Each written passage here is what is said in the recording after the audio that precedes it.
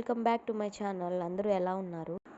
ఎన్నో రోజుల నుంచి రెసిపీ ట్రై చేద్దాం అనుకుంటున్నాను, కానీ ఇప్పటికి కుదిరింది. అది కూడా మా హస్బెండ్ బ్రెడ్ తెచ్చిపెట్టున్నాడు ఇంట్లో. అప్పుడు వచ్చింది ఐడియా, బ్రెడ్ హల్వా చేద్దామని. దీన్నే డబుల్ కా మిఠా అంటారు.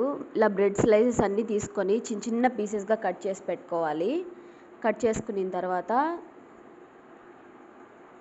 అన్ని తర్వాత చూపిస్తాను రెసిపీ ఎట్లా.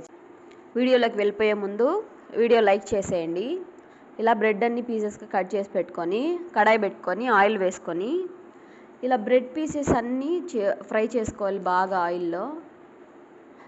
నేను కొంచెం కొంచెంగా వేసుకున్నాను, ఎందుకంటే పీసెస్ ఎక్కువ ఉన్నాయి నా దగ్గర. బ్రెడ్ పీసెస్ అన్నీ ఇలా ఆయిల్లో బాగా ఫ్రై చేసుకోవాలి. చూసారా, సిమ్లో పెట్టి చేసుకోండి, అప్పుడు మాడకుండా వస్తాయి. నేను హై ఫ్లేమ్లో పెట్టేశాను మర్చిపోయి. ఇలా బాగా ఫ్రై చేసి పెట్టుకోవాలి. చేసుకున్న తర్వాత అదే బాండల్లో కొంచెం నెయ్యి వేసుకొని క్యాష్యూస్, ఇంకా మీకు కావాలంటే డ్రై ఫ్రూట్స్ ఏమైనా వేసుకొని ఫ్రై చేసి పెట్టుకోవచ్చు. ఇలా ఫ్రై చేసుకుని పక్కన తీసి పెట్టుకొని నార్మల్గా దీనికి 1.5 కప్ వరకు షుగర్ పడుతుంది. నేనైతే 1 కప్పే వేసుకుంటున్నాను. 1 కప్ షుగర్ వేసుకొని కొంచెం నీళ్ళు వేసుకొని షుగర్ కరిగే వరకు బాగా చేసుకోండి. ఇలాగే కలుపుతూ తీగ పాకం వచ్చే వరకు దీన్ని బాగా హీట్ చేయాలి. షుగర్ సిరప్ మధ్యలో కలుపుతూ ఉండండి, అడుగు మాడుతుంది. షుగర్ సిరప్ పాకం బాగా మరుగుతున్నప్పుడే యాలకులు దంచి 2-3 వేసుకోండి. యాలకులు వేస్తే బాగా టేస్ట్ స్మెల్ ఉంటుంది. అలాగే నేను ఫ్రెష్ క్రీమ్ యూస్ చేస్తున్నాను దీనికి. నార్మల్గా అయితే పచ్చికోవా యూస్ చేస్తారు. షుగర్ సిరప్ అయిపోయింది. ఇలా తీగ పాకం వచ్చేదాకా కలుపుతూ ఉండాలి.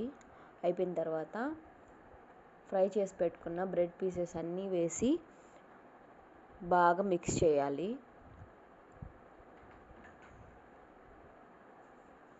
బాగా మిక్స్ అయిన తర్వాత దీన్ని అంతా స్మాష్ చేసుకోవాలి. బ్రెడ్ పీసెస్ అన్నీ నాకైతే స్మాష్ చేస్తేనే ఇష్టం. కొంతమంది అలాగే పీసెస్గానే వండిస్తారు. తర్వాత 1 కప్ మిల్క్ యాడ్ చేసుకోండి. మిల్క్ యాడ్ చేసుకొని బాగా కలుపుతూ స్మాష్ చేసుకోవాలి బ్రెడ్ పీసెస్ అన్నీ. ఇలా 5 or 10 minutes పడుతుంది.